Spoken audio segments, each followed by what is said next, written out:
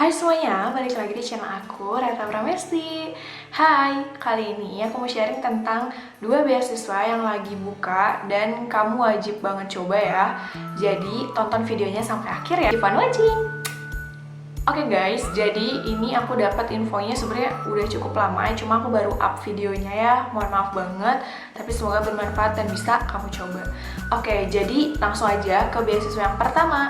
Beasiswa yang pertama ini namanya adalah Jabar Future Leader Scholarship atau JFLS. Nah, ini tuh membuka untuk jenjang sarjana sampai doktoral guys. Jadi dari S1 sampai S3 ya. Kamu bisa cek di link webnya ini. Oke. Nah, tapi ini tuh adalah untuk yang KTP-nya khusus Jawa Barat ya. Jadi kan namanya juga Jabar Future Leader, pemimpin di masa depan untuk Jawa Barat ya. Jadi KTP-nya khusus Jawa Barat. Jadi yang punya KTP Jawa Barat silakan untuk coba daftar ya. Tentunya memenuhi persyaratan umum dan persyaratan khusus. Oke, jadi pembuktiannya adalah lewat KK dan KTP. Lalu ada maksimal umurnya. Untuk D4, D3, dan S1 itu umurnya maksimal 25 tahun. Untuk S2 maksimal 35 tahun dan untuk S3 maksimal 40 tahun. Nah, kita mulai aja dari persyaratannya ya. Persyaratannya untuk yang jenjang sarjana dulu ya, sama yang diploma itu adalah di sini ya, aku bakal liatin maksimal 3 tahun dari batas tahun kelulusan, lalu berstatus sebagai mahasiswa baru di 11 perguruan tinggi akreditasi A di Jawa Barat dan 4 perguruan tinggi akreditasi A di luar Jawa Barat. Jadi pastikan univ kamu itu masuk ke 11 perguruan tinggi akreditasi A atau 4 perguruan tinggi akreditasi A di Jawa Barat dan luar Jawa Barat. Lalu memiliki nilai rata-rata itu skala 100 di skala 8 dan juga nggak berstatus sebagai pegawai negeri sipil. Kelengkapan berkasnya nanti lihat aja di sini. Itu adalah foto, KTP, KK gitu ya. Itu pokoknya lengkapi aja, jangan sampai salah. Lalu ijazah, CV itu kayak pengenalan diri kamu gitu ya. Banyak template-nya kok ya di Google. Coba cari yang paling formal, yang paling recommended juga.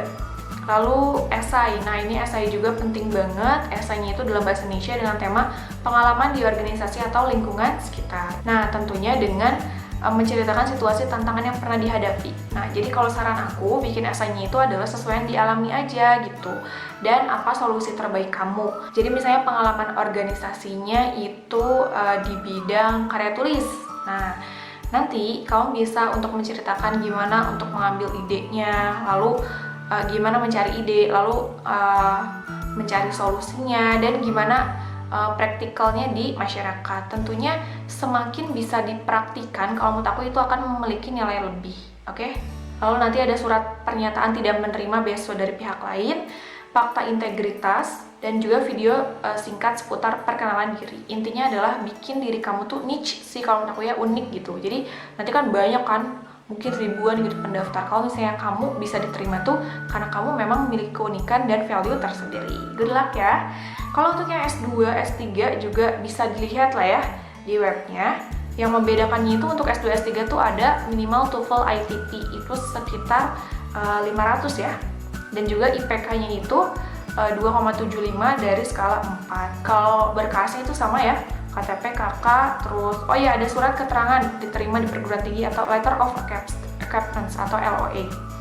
Dan juga ini tambahannya selain esai itu adalah proposal penelitian.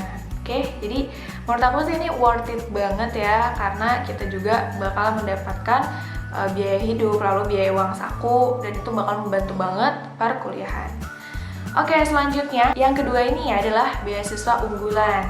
Beasiswa unggulan ini berasal dari Kementerian Pendidikan dan Kebudayaan ya, Kemendikbud. Jadi kamu bisa lihat IG-nya di puslabdik/dikbud ya. Ini untuk jenjang S1 sampai S3 juga. Dan kalau JFLS itu di bulan Juli ya, ini berakhirnya. Beasiswa unggulan itu di bulan depan, yaitu di pertengahan Agustus. Nah, webnya bisa kamu lihat di sini ya.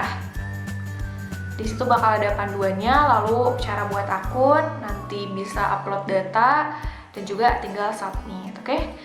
Nah, jadi untuk beasiswa unggulan ini, persyaratan umumnya adalah diutamakan memiliki sertifikat yang membuktikan prestasi akademik atau non-akademik, mendapatkan rekomendasi dari institusi terkait, tidak sedang menerima beasiswa dari pihak lain, dan juga diterima dari perguruan tinggi dalam negeri yang telah terakreditasi B atau sangat baik. Nah, ini Sebenarnya di bawah yang tadi ya, kalau di JFLS itu akreditasinya harus A gitu. Kalau di unggulan ternyata B itu bisa.